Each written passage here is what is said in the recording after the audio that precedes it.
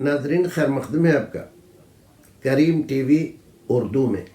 آج کے زمانے میں سوشل میڈیا پر 20 تراویح 8 تراویح ایک دنگل مولویوں نے لگا رکھا ہے، اور مولوی تو ایک بار کوئی بات کہتے ہیں، یہ ان کے چیلے چانٹے اس کو 10 بار الگ الگ عنوان لگا کر سوشل میڈیا پر دیتے رہتے ہیں اور ایک دوسرے کو لعن طعن کرتے ہیں، اور ذرہ برابر نہیں شرماتے کہ رمضان المبارک میں یہ دنگل کیوں لگا رکھا ہے۔ آپ کو تراویح 20 پڑھنا ہے کیونکہ آپ حنفی ہیں۔ رسول اکرم نے کتنی پڑھی؟ رسول اکرم کے زمانے میں صحابہ نے کتنی پڑھی؟ حضرت ابوبکر صدیق رضی اللہ تعالیٰ عنہ کے پورے زمانے میں حضرت ابوبکر صدیق نے، عمر فاروق نے، صحابہ کرام نے کتنی پڑھی؟ اس سے تو آپ کو کوئی لینا دینا ہے نہیں، کیونکہ آپ کے مسلک میں، آپ کے مذہب میں، ہمارے امام نے، ہمارے مسلک میں، ہمارے فقہ نے، ہمارے مفتی صاحب نے، یہ ہمارے جب سے آپ کرنے لگے ہیں نا، اور بٹوارہ جب سے آپ نے کیا ہے شریعت کا کہ یہ حدیث ہماری ہے اور یہ مخالفین کی ہے، یہ شافعیوں کی حدیث ہے اور یہ حنفیوں کی حدیث ہے، یہ ہمارے فقہ ہیں اور یہ فلاں کے فقہ ہیں، یہ ہمارے امام ہیں اور یہ فلاں کے امام ہیں۔ یہ جو بٹوارے آپ نے کیے ہیں نا فرقہ پرستی کی، جب سے آپ نے بنیاد رکھی ہے، اور فرقہ پرستی کو آپ باقی رکھنا چاہتے ہیں کیونکہ اس سے آپ کے فائدے جڑے ہوئے ہیں۔ آپ صحیح اسلام کو فالو کرنے کے لیے تیار نہیں، رسول اکرم کی اطاعت و فرما برداری سے آپ کو کوئی لینا دینا نہیں ہے۔ آپ مغالطے بازیاں، دھوکے بازیاں، فریب، ان تمام چکروں میں عوام کو ادھر سے ادھر کر رہے ہیں۔ ہمیشہ سے ایسا ہوتا رہا ہے، چاروں مذاہب میں ایسا ہوتا، ارے چاروں مذاہب میں ایسا ہوتا رہا ہے، یہ چاروں مذاہب بنے کب ہیں؟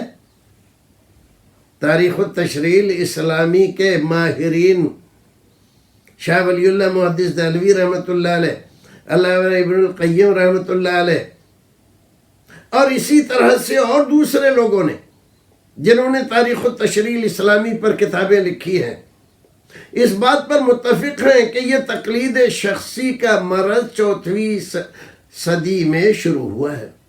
اس کا مطلب 400 سال تک یہ طریقہ نہیں تھا۔ تو آپ جو کہہ رہے ہیں چاروں مذاہب میں، چاروں فقہ، چاروں ائمہ، جبکہ چاروں ائمہ کا مسلک الگ ہے اور ان کے مقلدین کا مسلک الگ ہے۔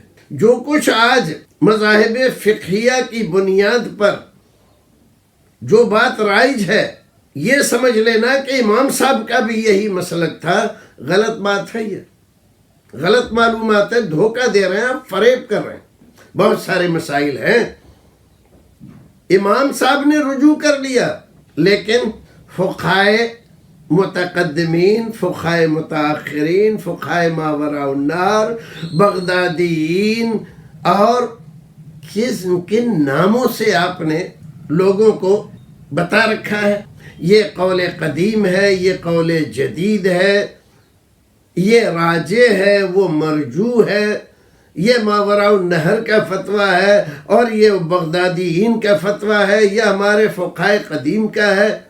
یہ کیا ہے؟ یہ آپ کو کبھی توفیق ہوتی ہے کہ دیکھیں کہ رسول اکرم کا فتویٰ کیا ہے، رسول اکرم کیا فرماتے ہیں؟ نہیں تو کیا یہ رسول کے خلاف نہیں بتلا رہے، تو یہ بغدادین الگ ہیں اور ماوراء النہر والے الگ ہیں، اور یہ قدیم الگ ہیں اور جدید الگ ہیں۔ یہ کیا ہے؟ کیا ہے یہ؟ دھوکہ دیتے ہیں کہ امام صاحب فرماتے ہیں کہ جب کوئی حدیث صحیح ہو جاتی ہے، اذا صح الحدیث فہو مذہبی، تو میں اس کو اپنا مذہب بناتا ہوں۔ اچھا، اگر یہی معنی ہے اس کا اذا صح الحدیث فہو مذہبی کا، تو حضرت امام ابو یوسف، حضرت امام محمد، حضرت امام ظفر، کیا ان حضرات کو یہ حق پہنچتا ہے؟ اور یہ کیا ان کے لیے مناسب ہے کہ امام صاحب اپنا مسئلہ صحیح حدیث کی بنیاد پر فرمائے اور یہ حضرات اس کی مخالفت کریں؟ محتاط اندازے کے مطابق 1/3 مسائل میں علامہ شیرانی نے لکھا، اور دوسرے لوگوں نے تو اس سے زیادہ لکھا ہے، فقہ حنفی میں امام صاحب کے برخلاف 1/3 مسائل میں صاحبین کے قول پر فتویٰ ہے، امام کی بات نہیں مانتے۔ تو امام صاحب نے صحیح حدیث کی بنیاد پر اگر کوئی بات فرمائی تھی تو صاحبین کو، ان کے شاگردوں کو اس کی مخالفت کرنے کی اجازت ہے کیا؟ اور پھر فقہ حنفی کو صاحبین کی بات ماننا اور امام کی چھوڑ دینا جائز ہوا کیا؟ کیسے کیسے مغالطے تراش رکھے۔ ایک صاحب مسلک اہل حدیث کو 5واں مذہب کہتے ہیں، یہ بھی مغالطہ ہے، یہ فریب دہی اور فریب خوردگی ہے، یہ دھوکہ ہے۔ اہل حدیث 5واں مذہب نہیں ہے، اہل حدیث پہلا مذہب ہے۔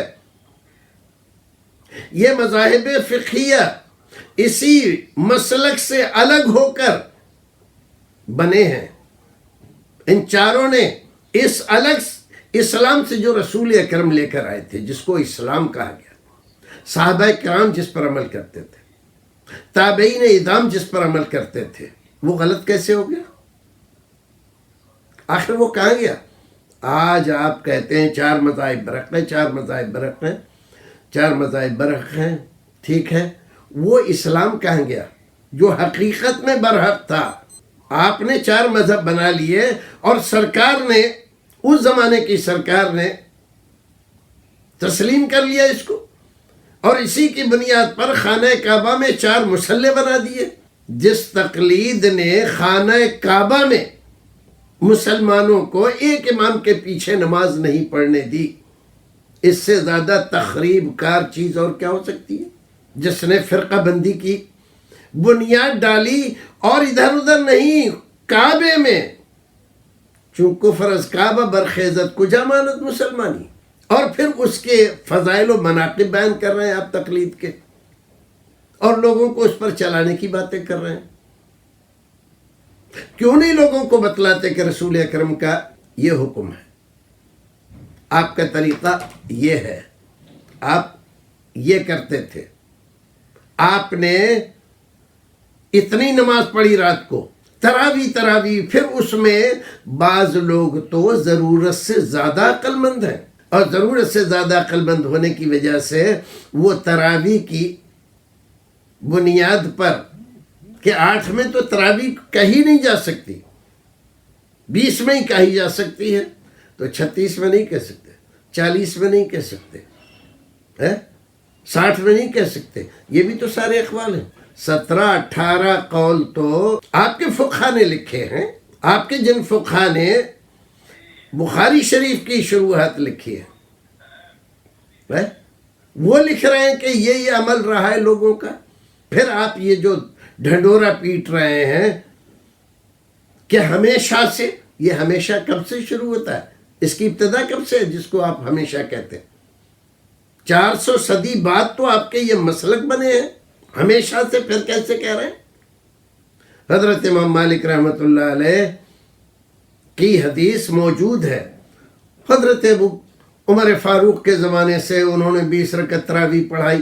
ارے کیوں اندھا لوگوں کو اندھ وشواس میں مبتلا کر رہے، کیوں جھوٹی باتیں بتا رہے ہو؟ حضرت عمر فاروق نے کبھی 20 رکعت تراویح نہیں پڑھائی، انہوں نے تراویح نہیں پڑھائی اپنے زمانے میں۔ انہوں نے، یہ موطا شریف میں حدیث موجود ہے اور صحیح حدیث ہے، ابی بن کعب و تمیم داری کو 8 رکعت پڑھانے کا حکم دیا، حدیث صحیح موجود ہے۔ اس کے مقابلے میں ایک آدمی کہتا ہے کہ حضرت عمر کے زمانے میں 20 پڑھی جاتی تھی، حدیث ضعیف ہے۔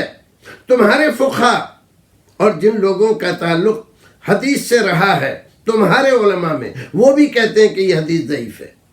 اس کے باوجود وہ بات صحیح ہوگی کہ حضرت عمر کے زمانے میں اتنی پڑھی جاتی تھی، اور اتنے حضرت عمر رضی اللہ تعالیٰ عنہ کے زمانے میں تو اور بھی بہت کچھ ہوتا تھا، تو وہ سب کی دلیل ہو جائے گا۔ حضرت عمر فاروق نے خود جتنی رکعت پڑھنے کا حکم دیا وہ رکعت 8 تھی، موطا میں حدیث موجود ہے۔ تو اس میں مین میخ نکالتے ہو، جو ضعیف ہے اس کو چاروں مذاہب میں، چاروں فقہا نے، چاروں اماموں نے کیسی کیسی تعویلیں کر کے اسلام کو غلط اور اپنے مذہب کو صحیح ثابت کرنے کی کوشش کر رہے ہیں۔ اسلام سنت رسول کا نام ہے نہیں. حدیث میں اللہ کے رسول نے کہا علیکم بسنتی و سنت الخلفاء الراشدین المہدیین. ہم اس کی مخالفت کر رہے ہیں. اللہ کے رسول نے کیا کہا؟ علیکم بسنتی. جب تک میری سنت مل رہی ہے تو کیا آپ رسول کی سنت چھوڑ کے خلفاء راشدین کی سنت پہ عمل کرو گے؟ آپ نہیں تو خلفاء راشدین رسول کی سنت چھوڑ کے عمل کریں گے؟ ارے نہیں کریں گے تو اللہ کے رسول نے اپنی سنت کے ساتھ خلفاء راشدین کی کیوں اپنی سنت کا ذکر ہی نہ کرتے، خلفاء راشدین کا ذکر کرتے؟ اور مولا علی قاری سے پوچھ لو، وہ کہتے ہیں علیکم بسنتی و سنت الخلفاء الراشدین کا ایک ہی مطلب ہے، کیونکہ خلفاء راشدین بھی رسولی کی سنت پر عمل کرتے تھے، تو اصل سنت رسول ہی ہے. تو کہو نا حضرت عمر فاروق کو کیوں بنیاد بناتے ہو؟ کہو کہ اللہ کے رسول 20 پڑھتے تھے، اللہ کے رسول نے 20 پڑھی ہے، اور حدیث دکھاؤ کہیں ہے، کہیں دنیا کے پردے پر کہیں بھی نہیں ہے. اسی لیے حضرت عمر کا دامن پکڑ کے مچل رہے ہو. تو بھائیو یہ طریقے ٹھیک نہیں ہیں. آپ کہو بات ختم ہے. کوئی آدمی 20 پڑھنا چاہتا ہے تو 20 پڑھے، 36 پڑھے، 30 پڑھے، اور زیادہ پڑھنا چاہتا ہے پڑھے. علماء کا ایک گروپ نفلی عبادت میں کسی قید کا قائل نہیں ہے. ٹھیک ہے، علماء کا ایک گروپ اس طرح کا فتویٰ دیتا ہے، آپ عمل کرنا چاہتے ہو آپ بھی عمل کرو. لیکن اس کے مقابلے میں ایک دوسرا گروپ بھی ہے علماء کا، وہ کہتا ہے اللہ کے رسول کی سنت کی مخالفت کرنا جائز نہیں ہے آپ کے لیے، نہ کمی کرنے کے لیے نہ زیادہ کرنے کے لیے. اللہ تعالیٰ نے ہمیں مکلف کیا ہے رسول کی سنت پر عمل کرنے کا. اسی لیے کہا علیکم بسنتی، میری سنت. پہلے تو رسول کی سنت دیکھی جائے گی. رسول کی سنت نہیں ملتی ہے تو صحابہ کرام کی، خلفاء راشدین کی سنت دیکھی جائے گی. اور رسول کی سنت جب مل رہی ہے، پوری تشریح کے ساتھ مل رہی ہے، حضرت عائشہ کی حدیث میں مل رہی ہے، تو اس کی تعویلیں کر کر کے اس کے اصل معنی کو چھپا کر اس کا دوسرا معنی بیان کر رہے ہیں.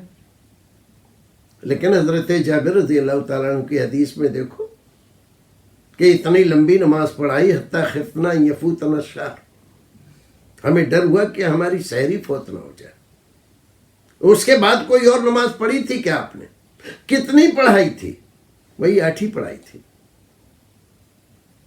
تو بھائیو آپ کو 20 پڑھنا ہے پڑھو آپ، لیکن لوگوں کو ورغلاؤ مت. آپ یہ کہو کہ جائز ہے، علماء نے فقہا نے یہ کہا ہے کہ 20 پڑھ سکتے تو آپ 20 پڑھو، لیکن یہ تو مت کہو کہ یہ سنت رسول ہے.